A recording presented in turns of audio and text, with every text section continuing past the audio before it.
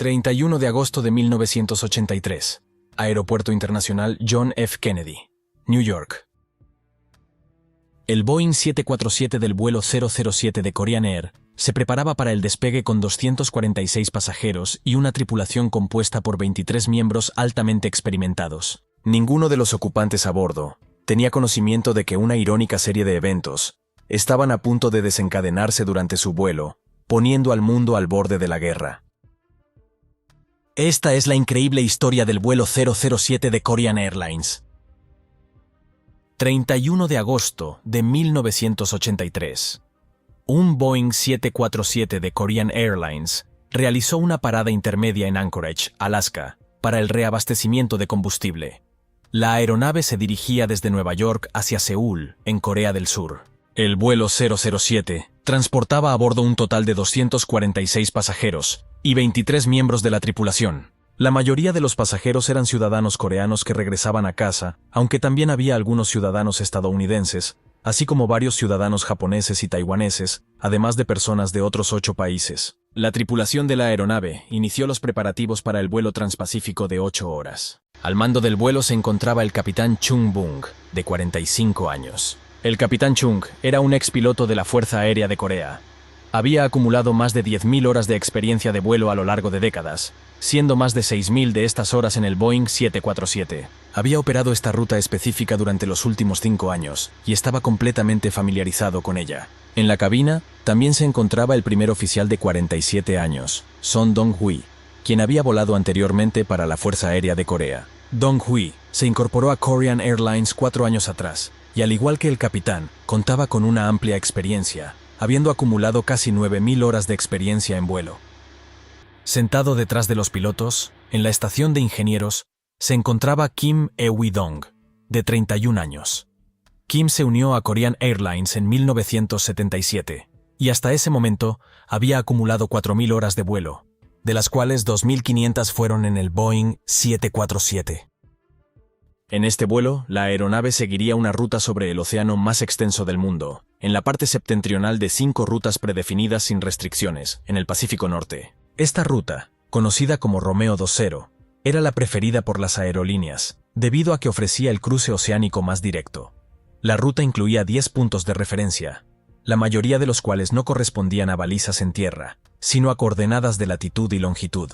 Los pilotos programaban estas coordenadas en el sistema de navegación inercial, INS por sus siglas en inglés, a bordo del avión. La computadora a bordo desempeñaría un papel crucial durante la fase de preparación del vuelo, al cargar la ruta en el sistema de navegación inercial, INS. Uno de los pilotos leía cada coordenada del plan de vuelo impreso mientras el otro las introducía en el INS. Durante este proceso, los pilotos debían ser especialmente cuidadosos al introducir las coordenadas en el ordenador de a bordo. Aunque la ruta Romeo 20 representaba el camino más directo a través del Pacífico en 1983, pasaba a tan solo 32 kilómetros del espacio aéreo restringido soviético.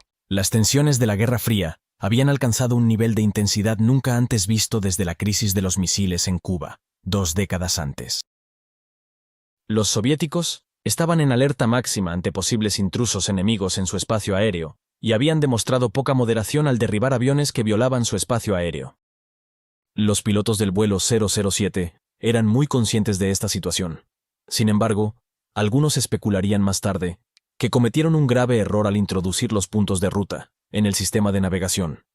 Investigaremos esta posibilidad más adelante. 10 minutos antes del despegue programado del vuelo 007, los 269 pasajeros y tripulación de a bordo se encontraban en la puerta de embarque en Anchorage, en el horario previsto para el vuelo, y llegarían a Seúl en poco menos de 8 horas. A las 6 de la mañana hora local, después de un breve recorrido por la pista 32, los pilotos alinearon la aeronave y recibieron autorización para el despegue. Los 4 potentes motores del avión fueron puestos en marcha, aumentaron la potencia y comenzaron a recorrer la pista para el despegue. Segundos después de despegar, el control de tráfico aéreo de Anchorage instruyó a los pilotos para que giraran a la izquierda, manteniendo un rumbo de 220 grados aproximadamente hacia el suroeste, para situarse en la ruta planificada del vuelo. Mientras ascendían sobre el desierto de Alaska, los pilotos iniciaron este giro gradual hacia la izquierda. Sin embargo, justo cuando nivelaron las alas, unos momentos después, el controlador les proporcionó nuevas instrucciones. El controlador les solicitó que se dirigieran directamente al siguiente punto de paso de Bethel, una radiobaliza situada a 600 kilómetros al oeste. Este era un atajo para los pilotos, ya que Bethel era el segundo punto de referencia en su plan de vuelo. Al volar directamente hacia allí, podrían evitar la montaña Kern, que era su primer punto de referencia. El único inconveniente fue que la baliza del punto de referencia de Bethel, ubicada a 600 kilómetros de distancia, estaba fuera del alcance de sus radios de navegación. En lugar de sintonizar la frecuencia de esta baliza en las radios, activaron el piloto automático y ajustaron la palanca de selección de rumbo a un rumbo aproximado de 245 grados. Esto los colocaría aproximadamente en dirección hacia la baliza. Su plan consistía en que, una vez que estuvieran cerca, pudieran cambiar el piloto automático del modo de selección de rumbo al modo de navegación. La diferencia entre estos dos modos desempeñaría un papel crucial en los eventos posteriores. En el modo de navegación, la aeronave sigue automáticamente la ruta que los pilotos han programado en el sistema de navegación. Cada vez que el avión alcanza un nuevo punto de referencia, gira hacia el siguiente, y continúa hasta llegar al último punto de paso de la ruta. Este seguimiento automático de la ruta reduce la carga de trabajo de los pilotos, ya que les permite simplemente supervisar el progreso del vuelo, en lugar de tener que cambiar constantemente el rumbo manualmente a medida que alcanzan nuevos puntos de referencia. En contraste, en el modo de rumbo, la aeronave no sigue una ruta predefinida, sino que se mantiene en un rumbo de la brújula, seleccionado por los pilotos en el piloto automático. Este modo rara vez se utiliza para vuelos completos, ya que normalmente se emplea temporalmente para desviar la aeronave del mal tiempo, o para navegar más cerca de los aeropuertos. Durante el aterrizaje, un piloto puede simplemente seleccionar el rumbo necesario, y luego volver a poner el avión en el rumbo deseado una vez que hayan superado las condiciones climáticas adversas, como en este ejemplo. Una vez de nuevo en rumbo, los pilotos reactivarán el modo de navegación y el avión continuará siguiendo la ruta original. En este momento, los pilotos estaban en un rumbo de 245 grados y ascendían a su altitud de crucero inicial de 31.000 pies, mientras que la mayoría de los pasajeros aún dormían. En Nueva York, eran poco más de las 7 de la mañana. Antes de que el vuelo 007 llegara a la baliza de Radio Mountain, que originalmente era el primer punto de referencia en el plan de vuelo, el control de tráfico aéreo de Anchorage instruyó a los pilotos para que se comunicaran con el siguiente controlador a lo largo de la ruta. Tras establecer contacto, el controlador les solicitó que informaran cuando pasaran por Bethel, el último punto de paso terrestre en la ruta transoceánica. Para los pilotos, todo transcurrió sin problemas durante el largo vuelo. En estas travesías, donde hay poco que hacer más que informar de la posición al control de tráfico aéreo, la cabina adquiere un ambiente cómodo y calmado. La cálida iluminación de los instrumentos envuelve a los pilotos, mientras el ruido blanco del aire exterior fluye por la cabina. Los pilotos tenían por delante 7 horas de navegación suave. A unos 10 minutos detrás de ellos, otro vuelo de Korean Airlines, el vuelo 15, se encontraba en camino de Anchorage a Seúl, siguiendo la misma ruta que el vuelo 007.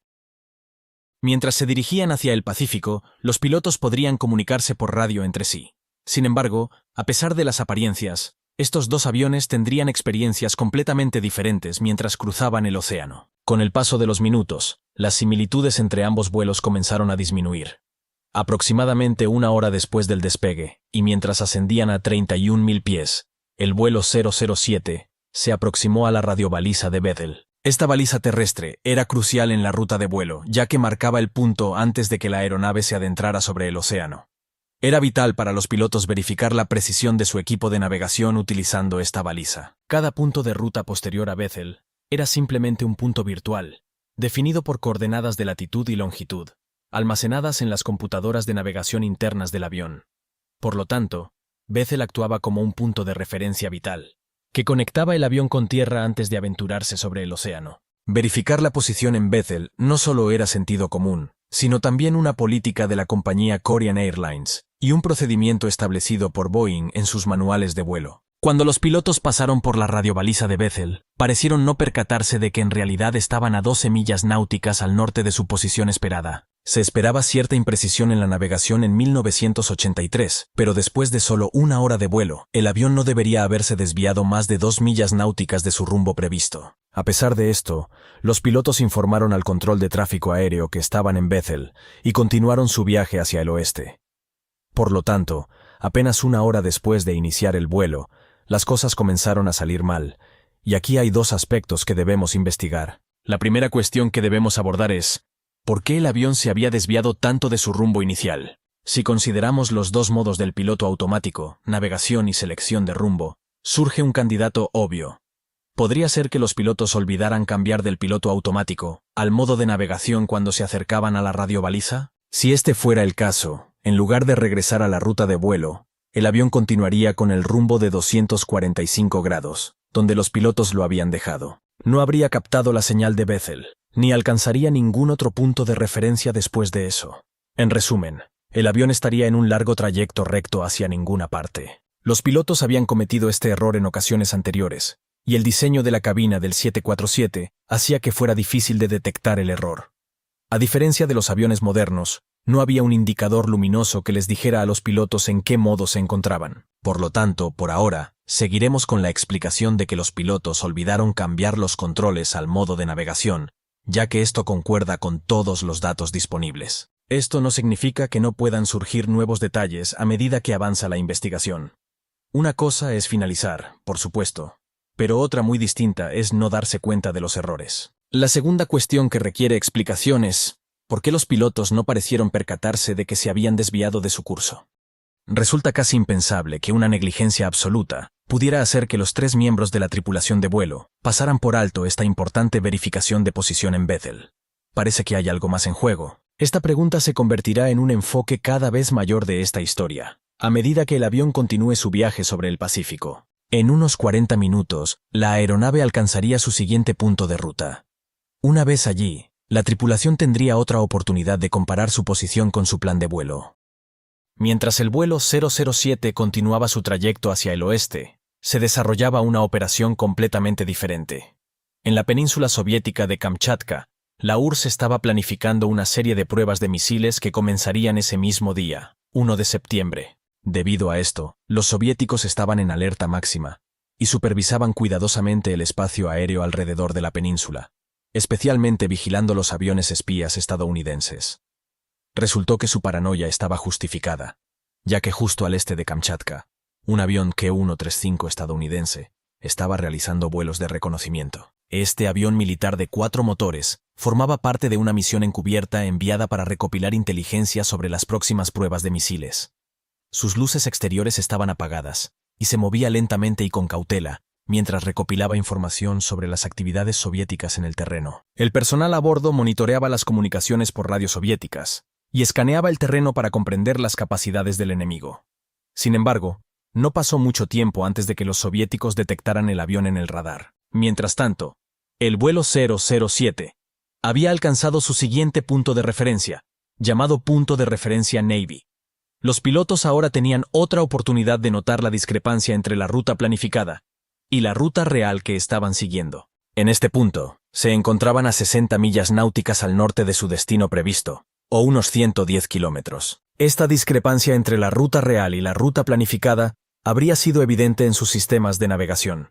Sin embargo, a las 6:32 de la mañana, hora de Alaska, los pilotos del vuelo 007 informaron al control de tráfico aéreo que habían pasado el punto de referencia Navy. Aquí es donde surge otra peculiaridad sobre este vuelo. Cuando los pilotos se comunicaron por radio con Anchorage para informar que habían pasado el punto de referencia Navy, solo escucharon un ruido estático en el otro extremo de la línea. Sin embargo, aparentemente sin reflexionar mucho sobre la razón detrás de este problema de comunicación, la tripulación del vuelo 007 solicitó a sus colegas del vuelo 15 que transmitieran su mensaje al controlador. Lograron hacerlo sin problemas, a pesar de que supuestamente estaban solo 10 minutos detrás del vuelo 007. Esta retransmisión se estableció, y a partir de ese momento, todos los mensajes entre el vuelo 007 y Anchorage serían retransmitidos desde el vuelo 15. Sin embargo, en realidad, la razón por la que la tripulación no pudo comunicarse con Anchorage fue simplemente porque estaban fuera del alcance de la radio. Las comunicaciones por radio a larga distancia nunca son totalmente confiables, por lo que el hecho de que tuvieran problemas para hablar con Anchorage no fue motivo inmediato de preocupación para los pilotos. Sin embargo,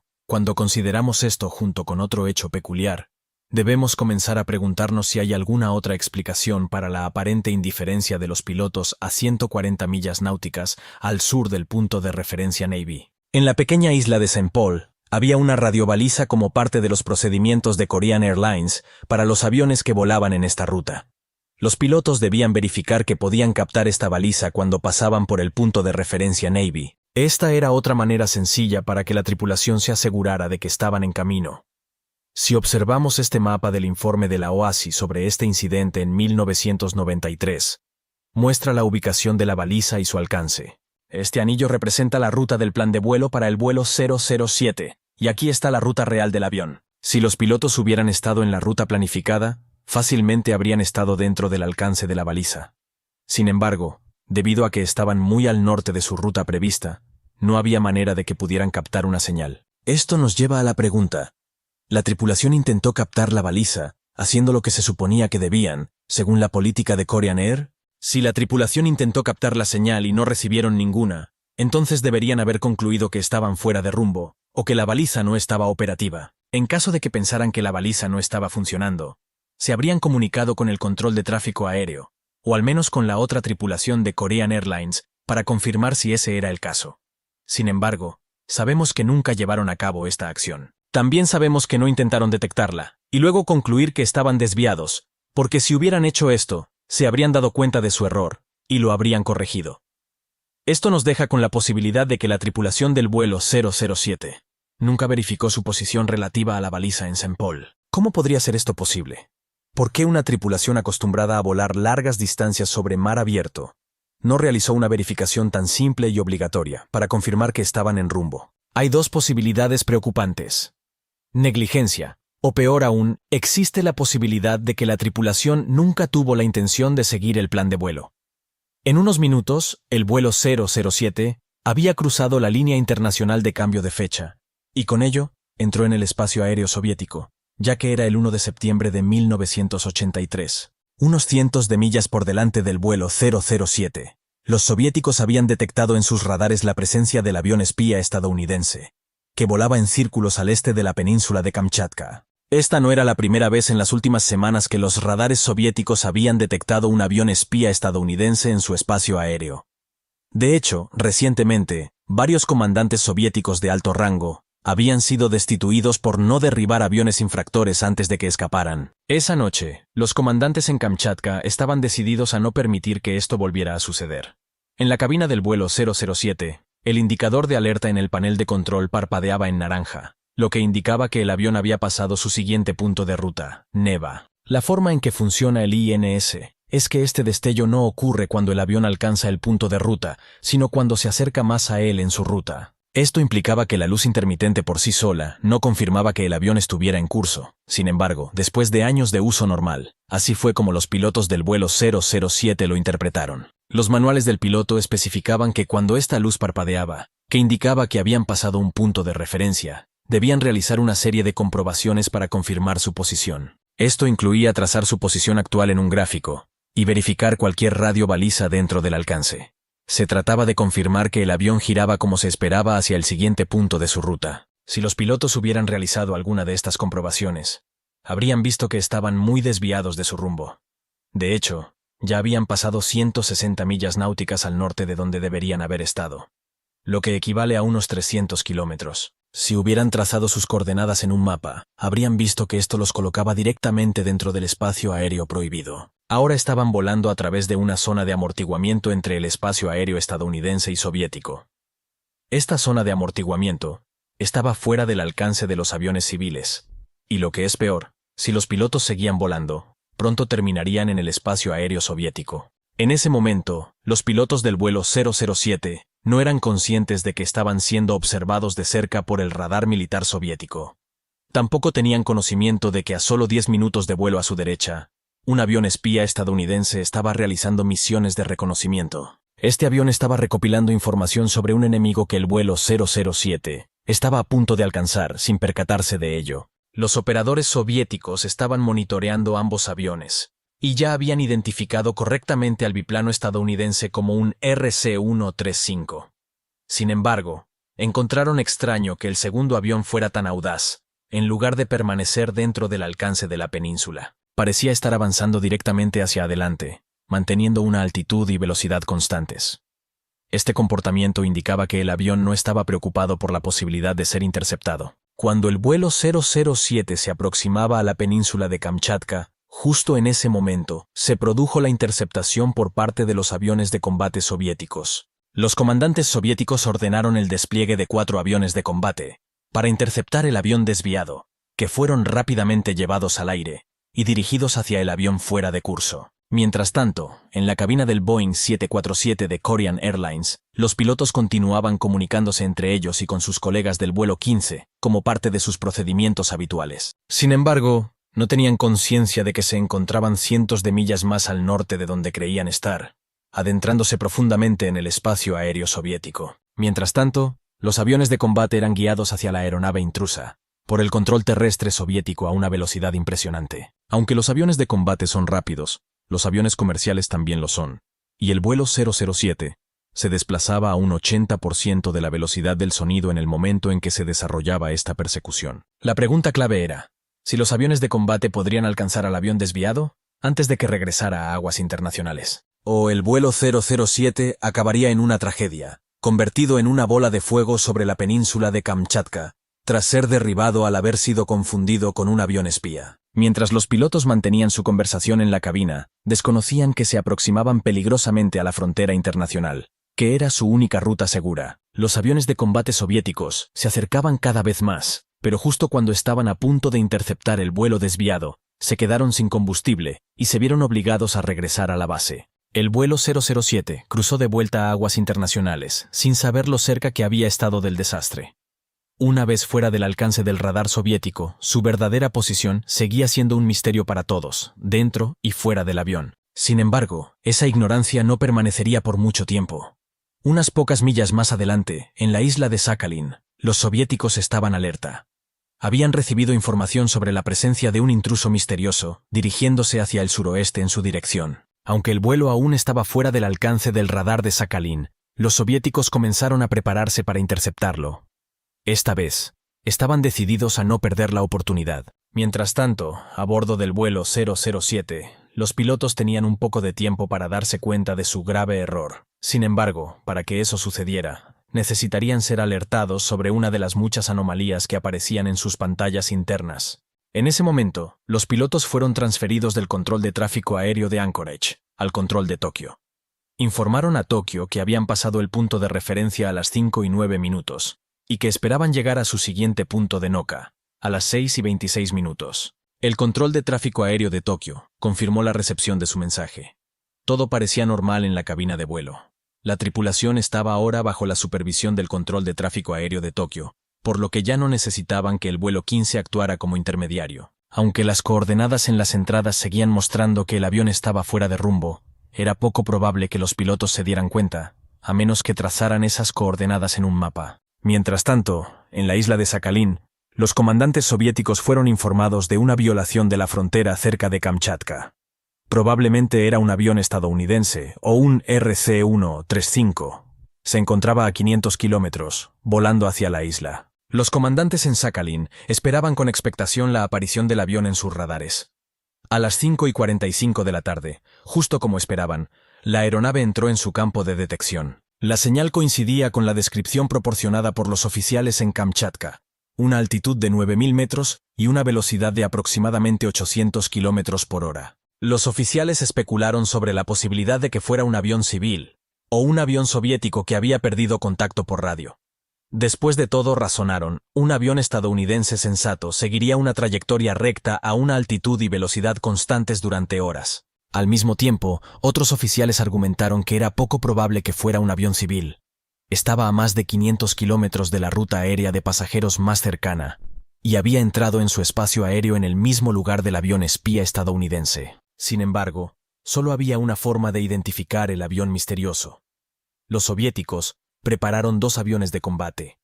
Cuando llegara el momento, enviarían estos aviones para interceptar el avión, y tendrían que identificarlo rápidamente antes de que se escapara por segunda vez.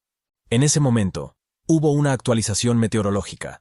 Se reportó viento en contra de 215 grados, con una velocidad de 15 nudos. 2 aeronaves, a solo 3 minutos de distancia, experimentaban condiciones opuestas de viento. Esta situación es relevante, ya que deberían tener condiciones similares.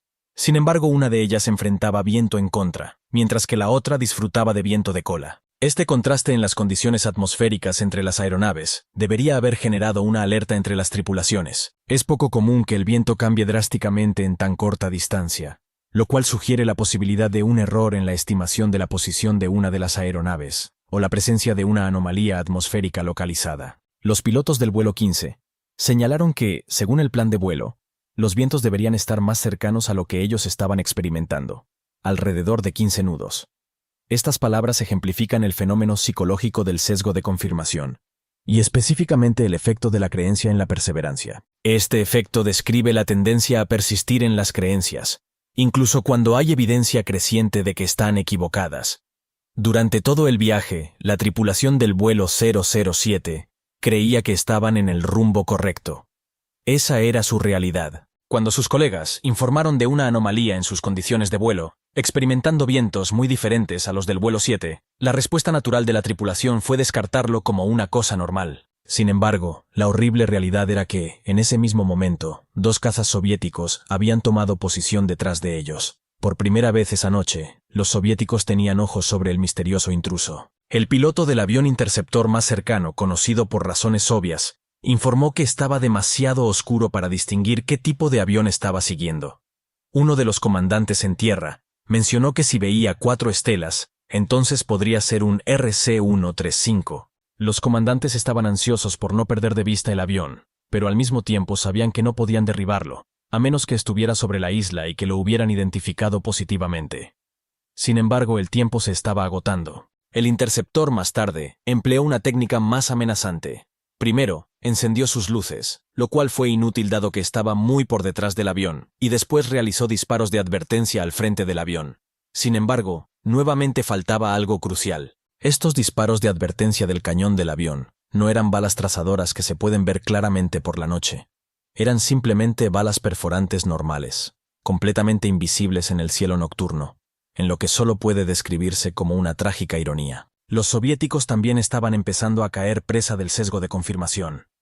Todo lo que intentaron solo confirmó su creencia preconcebida de que este intruso era en realidad una aeronave espía estadounidense. Sin embargo, al igual que la tripulación del vuelo 7, se les entregaría una pieza de evidencia contradictoria que les daría una oportunidad para reevaluar sus conclusiones. Los comandantes en tierra ordenaron al piloto del interceptor que informara si las luces de navegación del intruso estaban encendidas o apagadas.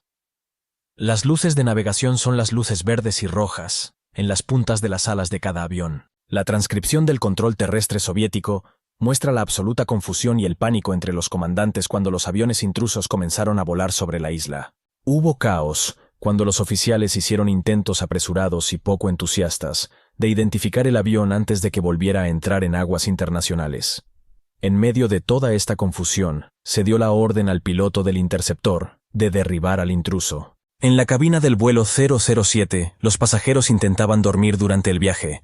El constante zumbido de los motores había sido una compañía tranquilizadora durante todo el viaje. Sin embargo, ahora todo cambiaría. Los pilotos habían sido autorizados por el control de tráfico aéreo para ascender al nivel 370, 2000 pies por encima de su altitud actual. Marcaron estas instrucciones en el piloto automático y comenzaron a ascender. A medida que el avión subía, también desaceleraba. El interceptor que había estado siguiendo al avión pasó a toda potencia sin poder reducir la velocidad a tiempo. El piloto de combate inmediatamente interpretó esto como una maniobra evasiva del avión, destinada a ponerlo en el camino de sus armas. En tierra, los comandantes estaban desesperados. Tenían que actuar ahora, antes de que el avión se alejara. En cuestión de segundos, el avión estaría fuera del alcance de las aguas internacionales por inercia. Las comunicaciones a bordo del vuelo 007 estaban a punto de terminar. Fue entonces cuando piloto del interceptor pulsó el botón. 2 segundos después, pulsó el botón nuevamente. En la cabina se desató el infierno. Fragmentos de misiles habían perforado el fuselaje del avión en múltiples lugares y el aire presurizado del interior de la cabina comenzó a salir. Los pilotos quedaron estupefactos e inmediatamente intentaron hacer un balance de lo que había sucedido. El ingeniero confirmó que los 4 motores estaban funcionando normalmente. Lo que sea que había explotado no era un motor. Tal vez fue una descompresión explosiva. Ni la tripulación de cabina, ni nadie más a bordo sabía que habían sido alcanzados por un misil. Todavía pensaban que estaban en camino hacia Seúl, por la ruta Romeo 20. A los pocos segundos del ataque del misil, el avión inició un ascenso rápido. El piloto automático estaba activo, pero no pudo inclinar el morro del avión hacia abajo.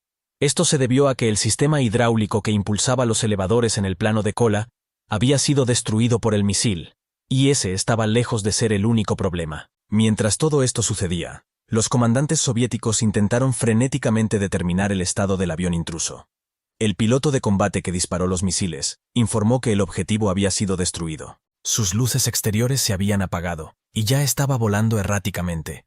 Sin embargo, los comandantes en tierra aún podían ver el avión en el radar. Instaron al segundo avión de combate a acercarse y terminar el trabajo definitivamente. En la cabina del vuelo 007, los pilotos aún no se percataban de que su avión no estaba muriendo por causas naturales. 40 segundos después del impacto del misil, el avión alcanzó una altitud de 38.000 pies, antes de finalmente bajar el morro y emprender un rápido descenso. El primer oficial llamó por radio al control de tráfico aéreo de Tokio, informándoles que estaban experimentando una rápida descompresión y que estaban intentando descender a 10.000 pies. Los pilotos intentaron desesperadamente recuperar el control en el descenso, incluso lograron frenar su descenso mientras el avión caía. Después del impacto, el Boeing 747 sufrió daños severos que lo dejaron incontrolable. A los pocos segundos del incidente, las cajas negras dejaron de grabar. A partir de ese momento, no se sabe con certeza lo que ocurrió a bordo del avión. Sin embargo, lo que sí se sabe es que continuó descendiendo en espiral hacia la izquierda, hasta que finalmente se estrelló contra el mar, aproximadamente unos 6 minutos después del incidente. Ninguno de los 269 pasajeros y tripulantes a bordo del vuelo 007 sobrevivieron al resultado del impacto del misil. El avión perdido, que originalmente volaba hacia Seúl, se desvió significativamente, alejándose 650 kilómetros de su ruta inicial. En los días posteriores al incidente, a pesar de los esfuerzos de la Unión Soviética, se hizo cada vez más evidente para el mundo que el vuelo 007 de Korean Airlines fue derribado en un trágico caso de identificación errónea. En medio de la tormenta política desencadenada por el tiroteo, una pregunta fundamental destacaba: ¿por qué un avión moderno como el Boeing 747, operado por un equipo de vuelo experimentado, se desvió tan drásticamente de su ruta original? Además, ¿por qué ninguno de los pilotos se percató de esta desviación antes de que fuera demasiado tarde? Todavía no se ha llegado a un consenso sobre la razón detrás de la desviación del vuelo 007. El informe sobre este incidente, publicado en 1993 por la Organización de Aviación Civil Internacional, OACI, presenta diversas explicaciones sobre el error de navegación. En gran parte, respalda la teoría más aceptada en la actualidad, que sugiere que los pilotos dejaron el avión en modo rumbo, después de recibir autorización para dirigirse a Bethel Beacon poco después del despegue, y simplemente olvidaron cambiarlo al modo de navegación durante el resto del vuelo. Sin embargo, al final del informe, esta teoría fue rechazada, debido a la absoluta improbabilidad de que la tripulación de vuelo hubiera descuidado sus deberes durante una duración tan prolongada. Se sugiere que las acciones reportadas por la tripulación no pueden atribuirse a una falta de entrenamiento profesional, atención insuficiente o incluso negligencia, ya que en este caso se trata de un completo incumplimiento por parte de la tripulación de todas las reglas y procedimientos establecidos por las directrices de la aerolínea, incluidos aquellos para manejar posibles anomalías en el funcionamiento del equipo. Esta sección del informe presenta una teoría completamente diferente, sugiriendo que los pilotos en realidad tenían la intención de seguir la ruta que finalmente realizaron. ¿Cómo podría ser esto? Resulta que la ruta que el piloto siguió era casi una línea recta entre Anchorage y el espacio aéreo de Seúl. Por lo tanto, es posible que cuando los pilotos configuraron sus computadoras en tierra, no programaron la ruta completa del plan de vuelo, que incluía 10 puntos de ruta diferentes, sino que simplemente introdujeron las coordenadas del espacio aéreo de Seúl y pusieron el avión en una ruta directa. Esta ruta directa coincidía con la ruta real del avión dentro de aproximadamente 15 millas náuticas, y explica la falta de curiosidad del piloto sobre todas las anomalías que experimentaron en la ruta, incluidos los diferentes vientos informados por sus colegas en el vuelo 15. Si bien, esto también es una gran abdicación de su deber, la navegación en la década de los 80 no era tan precisa como lo es hoy en día.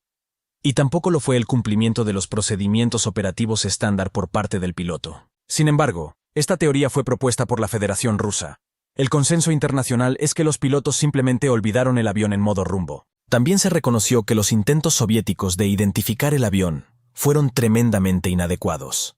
Si hubieran aplicado los estándares internacionales para interceptar aviones de pasajeros, muy probablemente no habrían derribado el avión. A pesar de la insensatez de este accidente, su impacto en la aviación ha sido sustancial. Hoy en día, los métodos de navegación son mucho más sofisticados con el GPS, lo que mejora enormemente la precisión de navegación del piloto y su conocimiento de la situación. Las cabinas modernas también tienen recordatorios visuales mucho mejores para saber en qué modo se encuentra el piloto automático, de tal manera que los pilotos estén siempre informados sobre lo que está haciendo el piloto automático. Estos avances ofrecen un pequeño consuelo para las familias de aquellos que fallecieron a bordo del vuelo 007, ya que han contribuido significativamente a hacer que volar sea mucho más seguro para todos nosotros hoy en día.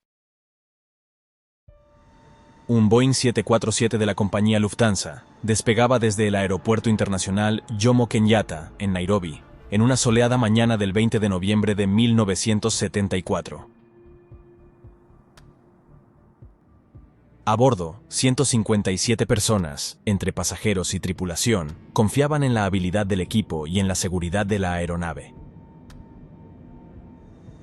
Pero pocos minutos después de despegar, todo cambiaría de forma inesperada.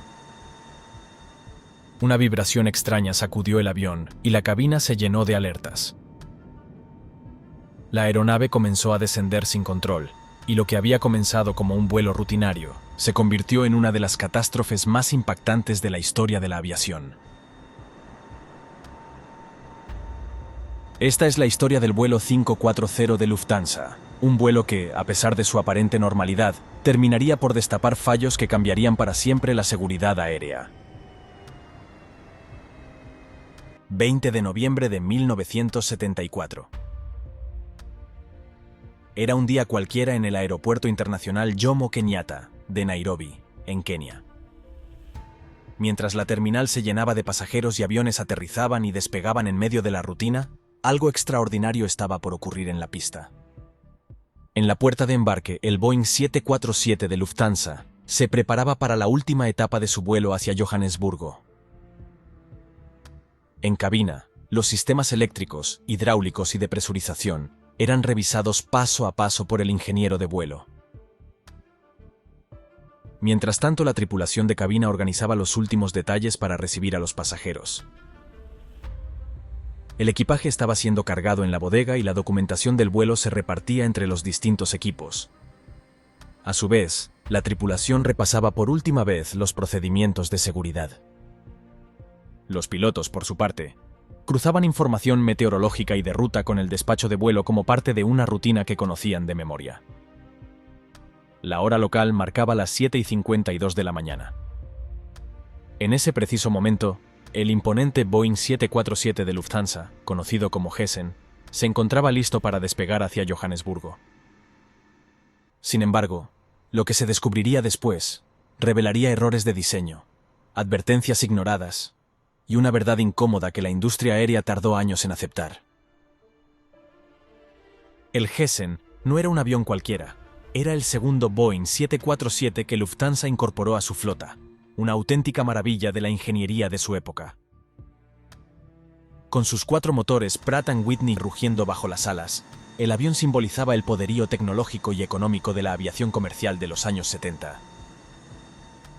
Este gigante surcó los cielos por primera vez el 30 de marzo de 1970.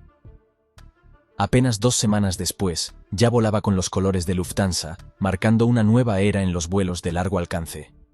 Costó unos $25 millones, una fortuna para entonces, y había acumulado 16.781 horas de vuelo hasta ese momento.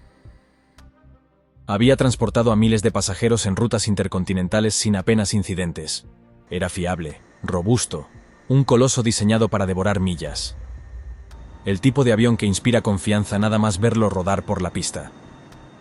Y sin embargo, esa mañana en Kenia, el Hessen estaba a punto de demostrar que incluso las máquinas más imponentes pueden fallar, si no se presta atención hasta el más mínimo detalle. Al mando del vuelo 540 no había principiantes. El capitán Christian Krag, de 53 años, sumaba casi 10.500 horas de vuelo. conocía el Boeing 747 al detalle, ya que había pasado más de 1.600 horas pilotándolo.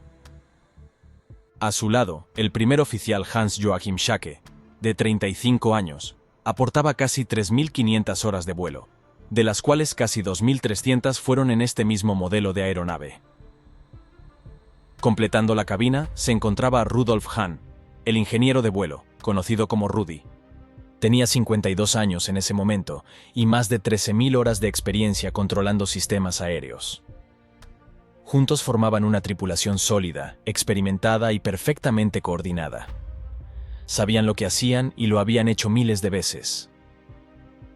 Aquella mañana llevaban bajo su responsabilidad a 140 pasajeros, 14 auxiliares de vuelo y una asistente de azafatas, que se encargaba de atender a los niños.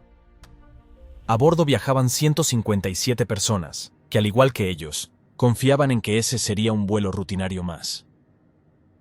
Pero nadie imaginaba que los siguientes minutos pondrían en duda no solo su experiencia, sino toda la cadena de seguridad aérea que debía protegerlos. Porque cuando todo parece estar bajo control, el más mínimo fallo puede volverse invisible incluso para los mejores profesionales. El vuelo 540 hacía escala en Nairobi. Había salido desde Frankfurt con destino final en Johannesburgo, y la parada en Kenia era solo un trámite técnico. Todo parecía bajo control. El clima era estable, había buena visibilidad y no había ninguna otra aeronave realizando maniobras. La torre de control dio libertad total a los pilotos para dirigirse a la pista. El capitán eligió la pista 24. Se revisaron los últimos detalles, los pasajeros ya estaban acomodados y la bodega estaba cerrada. Era el momento de cerrar puertas y arrancar motores. Todo marchaba según el protocolo. El primer oficial tomó el control durante el rodaje. Él se encargaría del primer tramo del vuelo, como dictaban los turnos internos. Mientras avanzaban hacia la pista, el equipo comenzó el check previo al despegue. Configuración de flaps, motores, presurización, comunicación con la torre. Todo estaba en orden, sin ninguna alarma ni aviso. Pero sin darse cuenta, habían pasado algo por alto. Sin saberlo, un sistema crucial para el despegue no estaba activado. Y sin él, el 747 era poco más que un gigante sin alas. A las 7:52 de la mañana, el avión estaba en posición en la pista. El primer oficial Schacke empujó los mandos al máximo. Los 4 motores respondieron con un rugido contenido, y el gigantesco Boeing comenzó su carrera sobre la pista 24. El avión ganaba velocidad, el morro se levantó, y en cuestión de segundos, el tren de aterrizaje se separó del suelo. El Hessen estaba en el aire, pero casi de inmediato, algo no cuadraba. Una vibración extraña recorrió la estructura del avión. No era una sacudida pasajera. Se sentía en toda la cabina, como si algo esencial no estuviera funcionando. El primer oficial Schacke intentó estabilizar el ascenso, pero el avión estaba subiendo con un ángulo muy pronunciado y a una velocidad insuficiente. El riesgo de entrada en pérdida era inminente. Schacke bajó el morro buscando ganar velocidad y evitar que el avión se desplomara. Inicialmente funcionó, pero solo por unos instantes. El 747 comenzó a caer, como si pesara más de lo que debía. Ni los ajustes de potencia, ni los cambios en el ángulo de vuelo lograban detener el descenso. Para los pasajeros, la vista desde las ventanas ya era suficiente para sospechar que algo iba muy mal. Y aún no sabían lo peor. La tripulación luchaba por mantener el control, pero el avión seguía cayendo, como si la gravedad tirara de él con más fuerza de la habitual. En la cabina, los indicadores no ofrecían respuestas claras sobre lo que estaba ocurriendo. En el exterior del avión el suelo se acercaba a una velocidad que no dejaba margen para el error. En ese momento, cuando solo habían transcurrido escasos segundos desde el despegue, la parte trasera del 747 tocó violentamente el terreno. Fue el primero de varios impactos. El avión comenzó a desintegrarse mientras se deslizaba fuera de control por más de 400 metros, arrasando con todo lo que encontraba a su paso. Las alas se desgarraron, el fuselaje se partió y una de las secciones del avión se incendió como una antorcha.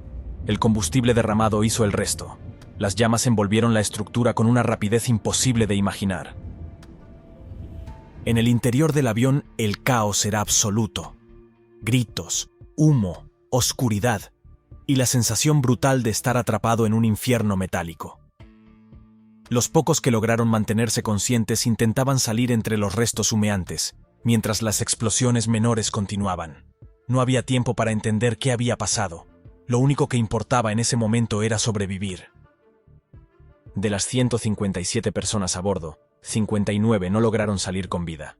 Otras 55 personas quedaron gravemente heridas. El vuelo 540 de Lufthansa se convirtió, en pocos segundos, en una de las peores tragedias aéreas jamás vividas en suelo africano. Mientras el humo aún salía del fuselaje carbonizado, las autoridades ya habían comenzado la investigación. ¿Cómo era posible que un Boeing 747, con tripulación experimentada, sin fallos y sin condiciones meteorológicas adversas, se estrellara justo después del despegue? La caja negra no tardó en revelar una pista crucial. Los slats del borde de ataque, unas superficies esenciales para mantener la sustentación en las fases más críticas del vuelo, estaban completamente retraídos. Y eso, simplemente, no debía haber ocurrido. Los slats ayudan a que el avión pueda volar a baja velocidad sin perder sustentación.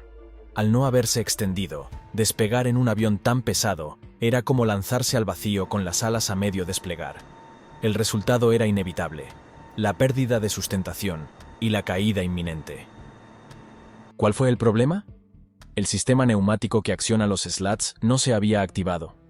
Y lo más alarmante es que eso debía haber generado múltiples alertas visuales en cabina.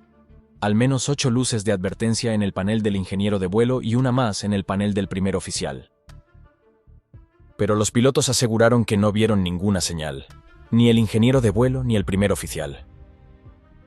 La versión oficial decía que las luces de advertencia no se encendieron, pero los investigadores no lo tenían tan claro, porque según el diseño del Boeing 747, esas alertas debían haberse activado si el sistema de slats no estaba funcionando. Y eso habría dos posibilidades inquietantes: o el sistema falló por completo, o alguien no estaba diciendo la verdad. Durante la investigación se analizaron posibles errores de diseño. ¿Podría ser que las luces fueran verdes cuando debían ser amarillas? ¿O que el reflejo del sol en la cabina, justo durante ese despegue matinal, hubiera cegado momentáneamente a la tripulación? Las hipótesis se multiplicaban, pero ninguna encajaba del todo. Incluso se llegó a especular la posibilidad de que los pilotos mintieran sobre lo ocurrido, que quizá vieron las luces, pero las ignoraron, o peor aún, que no hicieron las comprobaciones previas con el rigor que exigía un avión como ese. El resultado fue demoledor. Lufthansa despidió al capitán Christian Krag y al ingeniero de vuelo Rudolf Hahn. Este último, además, enfrentó cargos por negligencia criminal. Pero la historia no terminó ahí. Años después, cuando todo parecía enterrado bajo informes y decisiones internas, la verdad empezó a resurgir. En el año 2014, el periodista James Locke publicó una investigación que cambiaría la forma de ver este accidente. Según sus hallazgos, British Airways había advertido a Lufthansa sobre problemas en el sistema de slats 5 meses antes del accidente. Y no fue una simple nota técnica, era una advertencia directa. Algo podía fallar en ese mecanismo crítico durante el despegue. Pero la aerolínea alemana no tomó medidas inmediatas. Y lo peor es que 2 meses antes del vuelo 540, otro avión estuvo a punto de despegar con los slats retraídos. En ese caso, un capitán con más experiencia desconfió de los indicadores y evitó la catástrofe. Boeing, por su parte, terminó admitiendo una verdad incómoda. Aquellas luces, lejos de ser una garantía de seguridad, podían convertirse en una trampa mortal. Podían brillar en color verde con aparente normalidad, mientras el avión se encaminaba con los slats retraídos hacia el desastre. Con estos datos sobre la mesa, los despidos del capitán Krag y del ingeniero Hahn empezaban a oler a injusticia. Un tribunal acabaría revocando ambas decisiones. Sin un informe concluyente, quedaba una duda incómoda en el aire. Quizá el fallo no fue humano, sino de la propia máquina. El accidente del vuelo 540 de Lufthansa dejó cicatrices profundas en la aviación, no solo por la tragedia humana, sino por los cambios que impulsó en la industria. Tras este desastre, Boeing implementó nuevas alertas sonoras en todos sus aviones para evitar que un error de interpretación en las luces de los slats volviera a ocurrir. Lufthansa, por su parte, no tardó en reaccionar. reformó sus protocolos de seguridad para que cada sistema se revisara con lupa antes de despegar, y para que ninguna advertencia, por insignificante que pareciera, volviera a pasar desapercibida. Las 59 personas que no lograron salir con vida de este trágico accidente, 54 de los 139 pasajeros y 5 de los 18 tripulantes de vuelo, dejaron una herida profunda. Pero el legado del vuelo 540, aunque marcado por el dolor, impulsó cambios cruciales que ayudaron a hacer los cielos más seguros. Las tragedias, por devastadoras que sean, a veces nos obligan a replantearnos lo que creíamos seguro. El vuelo 540 fue, tristemente, uno de esos puntos de inflexión, un momento que marcó un antes y un después en la historia de la aviación. Y aunque nada podrá devolver a las 59 vidas perdidas, su recuerdo sigue vivo en cada medida que hoy protege a millones de pasajeros.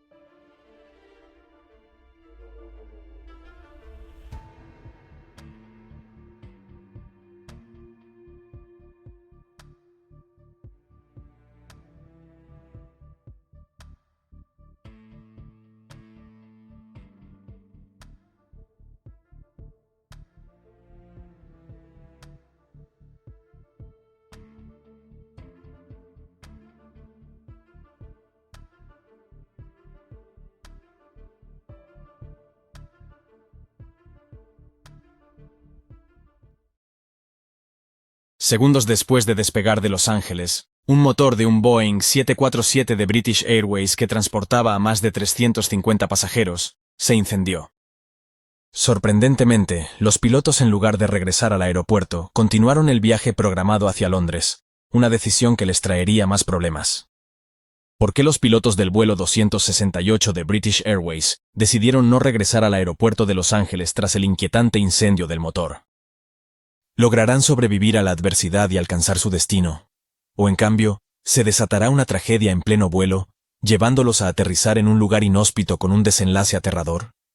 La tensión se acumulaba mientras cada segundo contaba. Esta es la historia del vuelo 268 de British Airways. 20 de febrero de 2005. Aeropuerto Internacional de Los Ángeles. 352 pasajeros y 18 tripulantes abordaron un Boeing 747 de British Airways en el Aeropuerto Internacional de Los Ángeles, Estados Unidos, con destino al aeropuerto de Londres. El vuelo tendría una duración de alrededor de 11 horas, y debido a su duración, contaban con 3 pilotos a bordo: el capitán, que se sentó en el asiento de la izquierda, el primer oficial sentado a la derecha, y otro primer oficial sentado en el asiento adicional detrás de los 2 pilotos. Este último estaría a cargo de relevar a los otros pilotos durante el vuelo para que pudieran descansar. El capitán, un experimentado piloto de 46 años, contaba con un impresionante historial de 12.680 horas de vuelo, de las cuales 1.855 se habían acumulado específicamente en el Boeing 747. Su vasta experiencia no solo reflejaba su dedicación y profesionalismo, sino también su habilidad para manejar situaciones complejas. El avión, de 16 años de antigüedad, era un Boeing 747-400.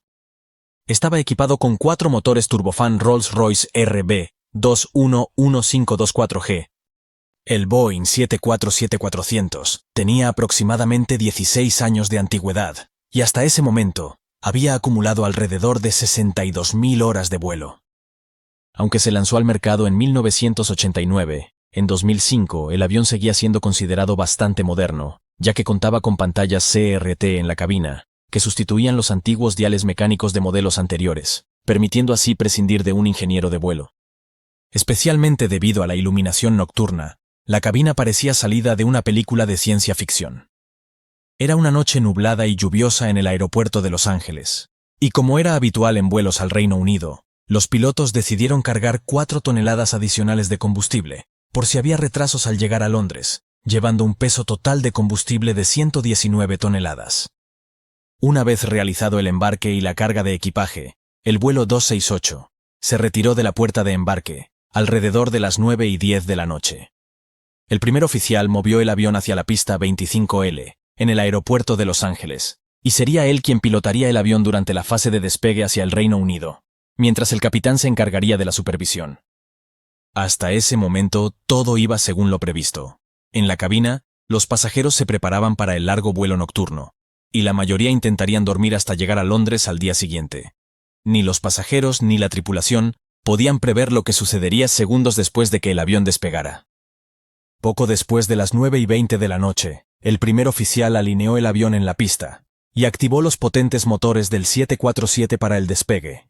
El avión aceleró por la pista, y poco más de un minuto después, el primer oficial lo elevó al aire. En ese momento, ocurrió algo inesperado. El capitán accionó la palanca del tren de aterrizaje, y un fuerte ruido sordo sacudió el avión. El primer oficial notó que el avión se inclinaba hacia la izquierda, y los pasajeros vieron que había llamas bajo el ala izquierda.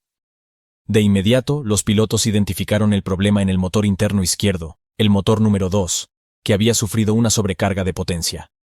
Esta sobrecarga, causada por una interrupción en el flujo de aire a través del motor, generó fuertes explosiones y aumentó peligrosamente la temperatura de los gases de escape. El capitán reaccionó rápidamente y redujo la potencia del motor número 2, poniéndolo en posición de reposo. En ese momento, el controlador de la Torre de Los Ángeles informó a los pilotos que observaban llamas saliendo de la parte trasera del motor. Aunque el capitán ya había experimentado una sobrecarga de motor en vuelo, los otros dos pilotos solo lo habían visto en simulador. A pesar de que la situación era alarmante, no se consideraba una emergencia en sí misma, ya que el Boeing 747 puede volar sin problemas con solo 3 motores. Sin embargo, si el incendio o la sobrecarga comenzaban a afectar a otros motores, el riesgo sería mucho mayor. No obstante, los pilotos tendrían que declarar una emergencia. El capitán declaró un pan-pan al control del tráfico aéreo, que es el paso previo a declarar una emergencia. Esto indicaba que los pilotos necesitaban ayuda y que la situación era urgente, pero sin llegar a declarar que las vidas de los ocupantes estaban bajo una amenaza inminente. El controlador indicó a los pilotos que girasen y se mantuvieran cerca del aeropuerto, ascendiendo a 5.000 pies, 1.500 metros, para tener margen suficiente y poder resolver el problema. No era el mejor comienzo para un vuelo que duraría 11 horas. Tras unos minutos, con el avión estabilizado a 5.000 pies, 1.500 metros, los pilotos empezaron a planificar sus próximos pasos. El mejor escenario sería lograr que el motor funcionara correctamente de nuevo. El capitán entregó el manual de referencia rápida al primer oficial que estaba sentado en el asiento auxiliar, detrás de él. Este comenzó a leer los procedimientos para que el capitán los ejecutara, mientras el primer oficial principal pilotaba el avión. El capitán activó el encendido continuo en el motor 2 para garantizar un suministro constante de energía. Luego, aumentó gradualmente la potencia del motor, con la esperanza de que pudiera recuperar su rendimiento máximo poco a poco. Sin embargo, tan pronto como el capitán movió el acelerador hacia adelante, el ruido anterior se reanudó, indicando que no podrían reiniciar el motor. Aún así, existía una posibilidad. Quizás simplemente no había suficiente aire entrando en el motor, ya que las sobrecargas ocurren cuando se altera la delicada proporción entre la mezcla de aire, combustible y el encendido. El primer oficial aumentó la velocidad de la aeronave, esperando que el flujo adicional de aire hacia el motor permitiera que éste funcionara correctamente. El capitán intentó nuevamente mover el acelerador del motor número 2, pero el ruido sordo volvió a escucharse. Los pilotos se dieron cuenta de que había un problema serio en el motor, y que no podrían hacerlo funcionar de nuevo. A regañadientes, el capitán mantuvo el acelerador en posición de ralentí, y cortó el suministro de combustible del motor número 2. En ese momento, el vuelo 268 volaba con 3 motores. Con la parte técnica de los problemas resuelta, los pilotos debían tomar decisiones, y para esto ya no se basarían solo en listas de verificación, sino en su propia experiencia. Si hubieran estado pilotando un avión bimotor, como el Boeing 777 que British Airways también utiliza en vuelos de larga distancia, la decisión en este punto sería clara. Con un solo motor en funcionamiento, simplemente liberarían combustible y regresarían a Los Ángeles. Sin embargo, en un avión de 4 motores, perder un motor no es tan crítico como en un bimotor. Esto complicaba la situación, ya que con 3 motores en funcionamiento, existía la posibilidad de que pudieran llegar a su destino en Heathrow. Los pilotos tenían que tomar una decisión. ¿Debían continuar el vuelo hacia Heathrow? ¿O por el contrario lo mejor sería regresar y aterrizar en Los Ángeles? Para resolverlo, primero necesitaban más información. El capitán pidió al primer oficial que estaba en el asiento auxiliar que fuese hacia la cabina de pasajeros para informar al jefe de los auxiliares de vuelo, conocido como director de servicio de cabina, y para que observase a través de las ventanas de los pasajeros posibles daños en el motor. Mientras tanto, en la cabina de mandos, el capitán y el primer oficial comenzaron a evaluar todas las opciones. Lo primero que necesitaban determinar era si el avión podría llegar a Heathrow con solo 3 motores. Aunque los motores restantes les permitían seguir volando, no generaban suficiente potencia para mantener la altitud de crucero habitual, donde el consumo de combustible es más eficiente. Debido a la pérdida del motor, tendrían que volar a una menor altitud, donde el aire es más denso y el consumo de combustible es mayor. Tras programar la pérdida del motor en el sistema de gestión de vuelo, la computadora indicó que llegarían a la zona de Heathrow con 7 toneladas de combustible restante, una cantidad superior a las 4,5 toneladas requeridas legalmente. Desde esta perspectiva en base al combustible, los pilotos estuvieron de acuerdo en continuar hacia Heathrow. Sin embargo, había mucho más que considerar además del combustible, como la posibilidad de que fallara otro motor en ruta, o que el motor averiado comenzara a presentar más problemas durante el vuelo sobre el océano. Mientras evaluaban estas posibilidades, el primer oficial se acercó a una ventana del lado izquierdo del avión, para intentar ver algo, pero en la oscuridad apenas había visibilidad. Algunos pasajeros mencionaron haber visto llamas en el motor, y un pasajero que era piloto comentó que creía que el motor había sufrido una sobrecarga. Estos informes de los pasajeros resultaron más útiles que cualquier cosa que el primer oficial pudiera observar desde la ventana. En la cabina los pilotos continuaron deliberando. Al monitorizar los instrumentos del motor, pudieron ver que el motor 2 giraba normalmente, lo cual indicaba que no había sufrido daños estructurales significativos.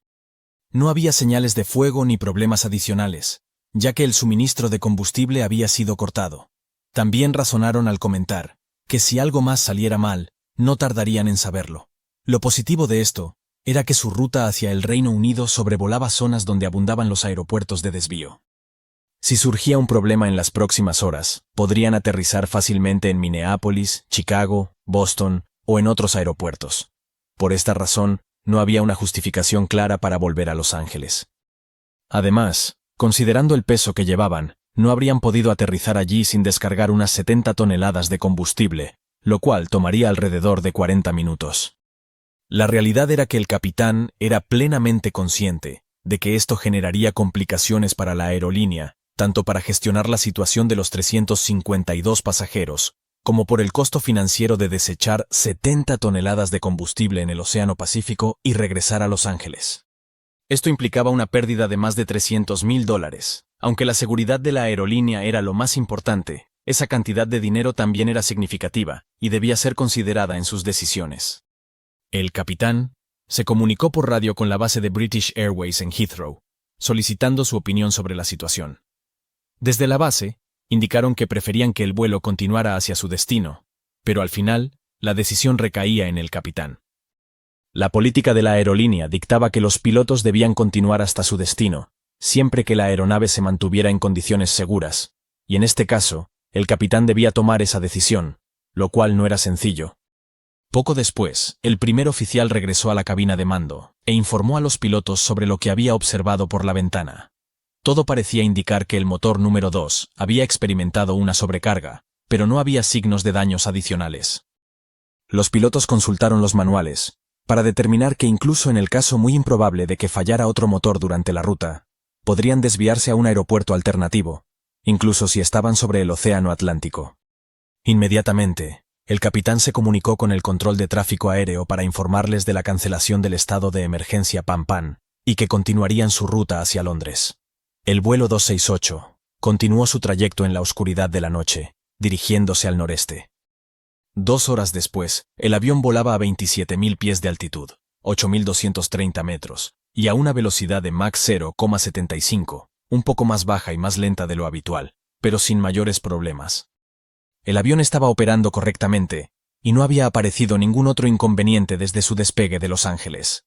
La computadora de gestión de vuelo estimaba que aterrizarían en Heathrow con 10 toneladas de combustible sobrante, una cantidad considerablemente superior al mínimo requerido.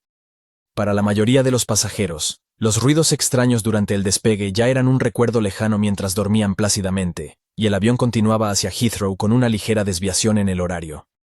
El capitán aprovechó ese momento para descansar en las literas de la tripulación, mientras el primer oficial en el asiento auxiliar tomaba su puesto en el asiento de mando izquierdo. El plan consistía en que, una vez alcanzada la costa este de los Estados Unidos, el capitán regresaría a la cabina de mando para evaluar la situación. Allí decidiría si continuar su trayecto sobre el Atlántico o desviarse hacia un aeropuerto cercano en Estados Unidos en caso de notar algún signo de problemas. Si no había señales de riesgo, cruzarían el océano.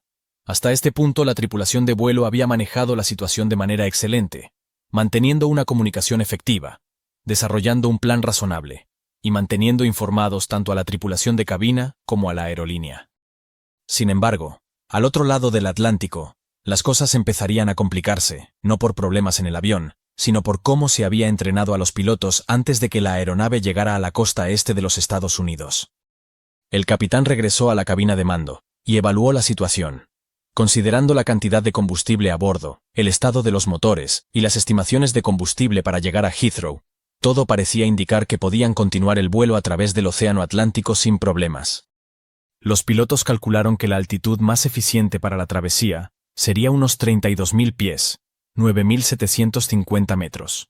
Podría volar a esta altura, ya que habían reducido el peso del avión, consumiendo gran parte del combustible, mientras cruzaban Estados Unidos.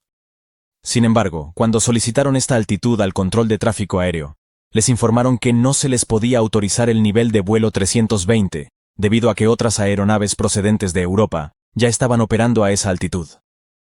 Debían volar a 29.000 pies, 8.840 metros en lugar de los 32.000, 9.750 metros, que habían solicitado.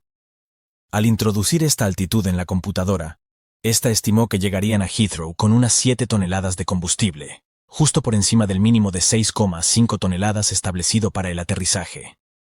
La situación era algo ajustada, pero confiaban en que no surgieran imprevistos y lograsen llegar a Londres sin contratiempos. Mientras el Boeing 747 avanzaba sobre el Atlántico, el amanecer se aproximaba. Los pilotos monitorizaban el combustible en cada uno de los tanques. Se aseguraron de que el combustible adicional del tanque número 2, relacionado con el motor averiado, se distribuyera uniformemente entre los otros tanques, usando las bombas de transferencia. Este procedimiento era apropiado para esta fase del vuelo, pero pronto representaría un desafío para la tripulación. Horas después, el vuelo 268 se acercaba a la costa de Irlanda, con 12 toneladas de combustible restantes. La tripulación ya había ascendido a 35.000 pies, 10.670 metros, lo cual les había permitido ahorrar algo de combustible, pero ahora enfrentaban vientos en contra más fuertes de lo previsto. La computadora de gestión de vuelo estimó que aterrizarían en Heathrow con exactamente 6,5 toneladas de combustible, justo en el mínimo de seguridad que la tripulación había establecido. Ante esta situación, y aunque no era la opción ideal, decidieron desviarse a Manchester para asegurar un aterrizaje más seguro. Informaron al control de tráfico aéreo sobre la decisión y programaron la nueva ruta en la computadora de a bordo. Esta calculó que aterrizarían en Manchester con 7 toneladas de combustible, solo 500 kilogramos más de lo que habrían tenido si hubieran aterrizado en Heathrow, su destino original. Sin embargo, los márgenes de seguridad existen por una razón, y el ignorarlos ha causado numerosos accidentes en el pasado, por lo que la tripulación comenzó su desvío de inmediato. Pero en ese momento, surgió un problema inesperado. El tanque número 2 dejó de transferir combustible al resto de tanques. Dado que ya estaban volando con menos combustible del recomendado, no poder acceder al resto del combustible en el tanque 2 complicaba aún más la situación. Por segunda vez en el vuelo, el capitán declaró un pan al control de tráfico aéreo, indicando la necesidad de prioridad para el aterrizaje. El controlador les autorizó a dirigirse a un punto de aproximación a 10 millas, 18 kilómetros, de la pista 05 en Manchester, lo cual fue un alivio para la tripulación. En condiciones normales, los aviones descienden con potencia reducida o cerca de ralentí, minimizando el consumo de combustible. Sin embargo, durante el descenso, una advertencia apareció en pantalla. El tanque número 4 estaba agotándose, quedando solo 900 kilos de combustible en él. Lo que la tripulación desconocía era que el problema de desequilibrio de combustible se debía a una discrepancia en los manuales. Las instrucciones de British Airways indicaban que debían usar las bombas de transferencia del tanque 2, transfiriendo combustible hacia los otros tanques, lo cual habían estado haciendo. No obstante, los manuales de Boeing especificaban que para transferir combustible desde un tanque principal interno, como el tanque 2, hacia un tanque principal externo, como el tanque 4, era necesario activar ambas bombas principales del tanque externo.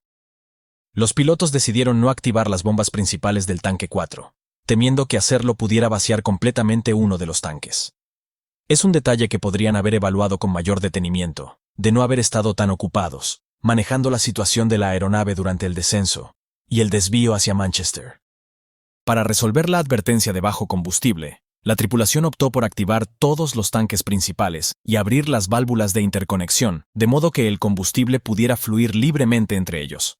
Así, se aseguraron de que cada uno de los 3 motores en funcionamiento tuviera un suministro constante de combustible. Sin embargo, mientras descendían hacia Manchester, el capitán se preocupaba cada vez más por no poder alcanzar el aeropuerto con el mínimo legal de toneladas de combustible. No se esperaban problemas de equilibrio en el combustible, y ciertamente no anticipaban recibir una advertencia de baja cantidad de combustible, algo muy por debajo de las 10 toneladas que se suponía debían tener al aterrizar en Heathrow. Ante la gravedad de la situación, el capitán declaró un Mayday, señalando una emergencia total al control de tráfico aéreo, como estipulaban los procedimientos de British Airways. El primer oficial se retiró, y el capitán asumió el control del avión. Mientras tanto, los pasajeros solo sabían que se estaban desviando hacia Manchester. En la cabina de mandos, la tensión aumentaba a medida que pasaban los minutos, y los pilotos se concentraban en configurar el avión para el aterrizaje, monitorizando constantemente la situación de combustible. El primer oficial se encargaba de las comunicaciones por radio, mientras que el otro primer oficial, desde el asiento auxiliar, apoyaba a los pilotos con la carga de trabajo adicional que la emergencia suponía. Tras un vuelo lleno de tensión, el vuelo 268 finalmente tocó tierra en Manchester a las 5:04, hora local, llevando a salvo a sus 352 pasajeros y 18 miembros de la tripulación. A pesar de los obstáculos, lograron aterrizar con 5,8 toneladas de combustible, apenas el mínimo requerido. No obstante, la historia no terminó ahí. La Administración Federal de Aviación de los Estados Unidos presentó una demanda contra British Airways, acusándola de operar un avión en condiciones peligrosas. A pesar de que los pilotos del vuelo 268 operaron la aeronave de forma segura y siguiendo los procedimientos establecidos por la aerolínea, la repercusión negativa del incidente obligó a British Airways a replantearse varios factores operativos al decidir si continuar con un vuelo o desviarse. Desde entonces, la presión de la opinión pública y la seguridad de sus pasajeros se convirtieron en prioridades cruciales para la aerolínea. Según el entonces jefe de seguridad y protección, Tim Stitz, hoy en día, bajo circunstancias idénticas y tras consultar con el Departamento de Operaciones, la tripulación optaría por desviarse a un aeropuerto cercano. Las investigaciones sobre este incidente, realizadas por la rama de investigación de accidentes aéreos del Reino Unido, AIB, no encontró evidencias que indicaran que la continuación del vuelo hubiera planteado un riesgo significativo. Sin embargo, se descubrieron deficiencias en la formación de los pilotos respecto a la gestión del combustible. Ninguno de los 3 pilotos estaba seguro de la cantidad de combustible disponible, y sus dificultades con la gestión del combustible indicaron un conocimiento insuficiente del sistema, especialmente con 3 motores en funcionamiento. Como resultado de este incidente, British Airways revisó los procedimientos de gestión de combustible recomendados por Boeing y añadió un entrenamiento adicional en gestión de combustible como parte de su formación habitual en simuladores. El problema del motor 2 surgió debido a una particularidad de la variante del motor Rolls-Royce utilizada en esta aeronave, que era vulnerable a un tipo específico de desgaste. Este desgaste podía afectar a la carcasa de los ventiladores internos, provocando una interrupción en el flujo de aire dentro del motor. Cuando esto ocurría, se podían generar picos de presión, especialmente en configuraciones de alto empuje, como durante el despegue. Hoy en día, los motores son más confiables que en 2005, y los pilotos reciben una formación más integral sobre cómo gestionar el combustible en situaciones críticas. Sin embargo, parece que la era de los aviones de pasajeros de 4 motores está llegando a su fin, y con la proliferación de nuevos aviones de largo alcance que cuentan con solo 2 motores, parece probable que la decisión de continuar un vuelo tras el apagado de un motor sea un problema que menos pilotos tendrán que enfrentar.